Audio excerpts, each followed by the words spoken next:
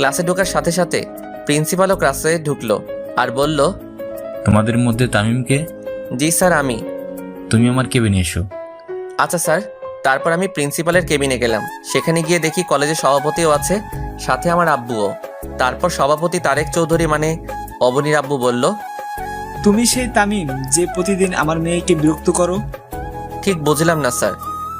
তামিম, তোমাকে এই কলেজে টিসি দেওয়া হলো। যা শুনে আমার নিচ থেকে মাটি সরে গেল। মনে হচ্ছে আমার বুকে কেউ ছুরি ঢুকিয়ে দিয়েছে। কোনো কথা মুখে আসছে না, তবু অনেক কষ্টে আমি বললাম, আমি কি জানতে পারি আমার কোন অপরাধে আমাকে এই কলেজ থেকে টিসি দেওয়া হলো? তুমি স্যারের মেয়েকে প্রতিদিন বিরক্ত করার অপরাধে তোমাকে টিসি দেওয়া হলো। ও বুঝছি। বাবা চলো। কোথায় যাবে?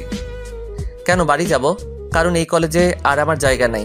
তখন আব্বু স্যারকে অনুরোধ করে বলল, স্যার প্লিজ আমার ছেলেকে আরেকটা সুযোগ দিন।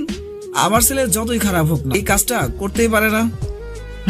আপনার ছেলে কেমন তা আমাদের জানা হয়ে গেছে। যেমন ছেলে তেমন বাবা। বাবাকে অপমান হতে দেখে আর চুপ থাকতে পারলাম না।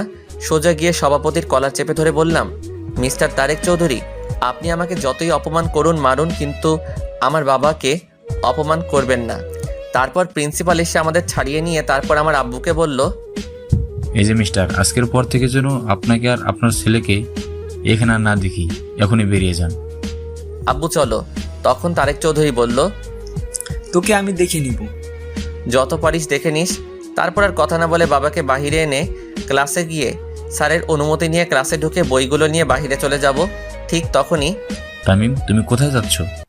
সরি স্যার, এই কলেজ থেকে টিসি দেওয়া হয়েছে, তাই চলে যাচ্ছি। আমি এই কথা বলার সাথে সাথে অবনী বলে উঠল, তোমাকে কে টিসি দিছে? তার চাকরি আমি কেড়ে নিব। সরি ম্যাডাম, আমরা গরিব হতে পারি কিন্তু কারো দয়া নিয়ে বেঁচে থাকতে চাই না। আর মিস অবনী চৌধুরী, একটা কথা বলে রাখি, আজ এই কলেজ থেকে আমাকে বাহির করে দেওয়া হচ্ছে, কিন্তু এমন একটা দিন আসবে যেদিনে এই কলেজটা আমার হবে। সেই দিন দেখব তারেক চৌধুরী সভাপতিত্ব কোথায় থাকে। It's my challenge, Mrs Abani Chowdhury. Sir দোয়া করবেন। দোস্ত, আমাকে তোর দোয়া করিস। এই বলে ক্লাস থেকে বাহির হয়ে সোজা বাবাকে নিয়ে বাড়িতে চলে আসলাম। কিন্তু এতেই কি তামিমের বিপদ শেষ, নাকি সামনে আরও বড় বিপদের সম্মুখীন হবে? তামিম কি আদৌ জানে যে আরও বড় বিপদের সম্মুখীন হতে হবে? অন্যদিকে অবনীকে নীলা বলল, দোস্ত, ওই খ্যাত এগুলো কি বলে গেল? আমি কিছুই বুঝতেছি না, তামিমকে কে টিসি দিছে? কিন্তু প্রিন্সিপাল স্যার ছাড়া আর কে করবে? আজ ওই প্রিন্সিপালের চাকরি আমি নিয়ে ফেলবো। তার সাহস হয় কি করে আমার কলেজাকে কলেজ থেকে টিসি দেওয়ায়? তুই কি তামিম মানে ওই খ্যাতকে ভালোবাসিস? ওই একদম খ্যাত বলবি না। আর তামিমকে আমি খুব ভালোবাসি। তামিমকে ছাড়া আমি বাঁচবো না। তুই ভেবে বলছিস তো? এখানে এত ভাবার কি আছে? আমি আমার তামিমকে আবার ফিরে পেতে চাই, তার জন্য আমি সবকিছু করতে রাজি। তারপর নীলা যা বলল সেটা শোনার জন্য হয়তো অবনী প্রস্তুত ছিল না। সরি অবনী, আজ আমার জন্য তামিমকে টিসি দিয়েছে। মানে কি বলতে চাইছিস তুই? আসলে আমি আঙ্কেলকে বলেছি যে তামিম তোকে বিরক্ত করে, তাই আঙ্কেল কলেজে এসে তামিমকে টিসি দিছে। তখন অবনী ভাবল, কি এখন আমি কি করব?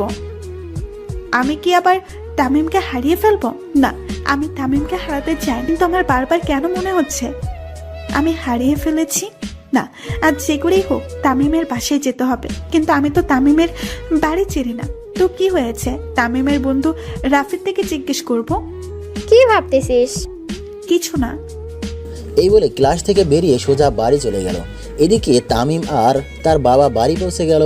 তারপর যা বাবা বলল, যা শুনে তামিমের মাথার উপর আকাশ পড়েছে এমন অবস্থা হয়ে গেল। একদিনে দুইটা জ্বর তামিম সামলাতে না পেরে ব্যালেন্স হারিয়ে বসে পড়ে। কারণ তামিমের বাবা তামিমকে বলল, তামিম যখন বাড়িতে ঢুকতে যাবে ঠিক সেই সময় আব্বু বলল, তুই কোথায় যাচ্ছিস? কেন আমার রুমে? তুই আর এবারে কেউ না। কি বলছো এসব? আব্বু তুমিও বিশ্বাস করো আমি ওই মেয়েটাকে বিরক্ত করছি? তখন আম্মু বলল, কি হয়েছে রে বাবা? তারপর আব্বু কলেজে ঘটে যাওয়া সব ঘটনাগুলো বলল।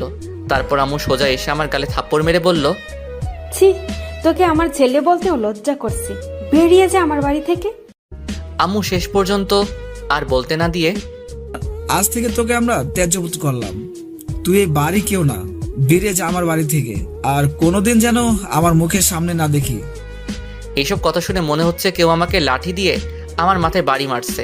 আর মনে হচ্ছে যেন আকাশটা আমার মাথার উপর পড়ে গেছে, কিন্তু একসাথে দুইটা ঝড় কিভাবে সামলাবো? দুইটা ঝড় একসাথে সামলাতে না পেরে আমি ব্যালেন্স হারিয়ে বসে পড়লাম। কিছুক্ষণ পর বললাম, আর কোনোদিন এই বাড়িতে আসবো না, চলে যাচ্ছি, ভালো থেকো বাবা মা। অন্যদিকে অবনী নীলা তামিমের বাড়িতে গেল তামিমের খোঁজে, কিন্তু অবনী আদৌ জানে না যে সে তামিমকে হারিয়ে ফেলতে চলেছে। কিন্তু অবনী হাসি মুখিয়ে তামিমের বাড়িতে ঢুকলে তামিমের আম্মু বলল, তোমরা কারা মামনি? আমি অপনি, আন্টি তামিম আছে? তামিম তো অনেক আগে এ বাড়ি ছেড়ে চলে গেছে। কি? তামিম কোথায় গেছে? আন্টি আমি যে তামিমকে খুব ভালোবাসি। কিন্তু ও তো কোনোদিন বলেনি যে ও কাউকে পছন্দ করে। আমার ভুলের জন্য তামিমের আজ এই অবস্থা। কি ভুল করেছো মামনি? আমার জন্যই তো তামিমকে টিসি দিছে। তুমি যা করলে তার কোনো ক্ষমা নাই। তোমার জন্য আমার নির্দোষ ছেলেটা কষ্ট পাচ্ছে। বেরিয়ে যাও আমার বাড়ি থেকে। আন্টি আর কিছু বলতে পারলো না, কারণ তামিমের আম্মু দরজা বন্ধ করে দিয়ে চলে যায়। অবনী চিন্তা করে, আজ আমার জন্য তামিমের এই অবস্থা। তামিম এখন কোথায় আছে, কি করছে? আচ্ছা, রেল স্টেশনে গিয়ে দেখি সেখানে তামিম আছে নাকি, থাকলেও তো থাকতে পারে। তারপর অবনী রেল স্টেশনের দিকে ছুটে যায়, কিন্তু কপাল খারাপ, সেখানেও তামিম নেই। এদিকে তামিম তার সব সার্টিফিকেট আর মোবাইল আর কিছু জামানো টাকা ছিল সব কিছু নিয়ে বেরিয়ে পড়লো অজানা রাস্তার পাড়ি দিতে, আর বলল, জানি না কোথায় এই রাস্তার সমাপ্তি হবে, জানি না এখন কোথায় থাকবো। তারপর এইসব ভাবতে ভাবতে হাঁটতেছি। তারপর রেল স্টেশনে গিয়ে ট্রেনের জন্য অপেক্ষা করলাম।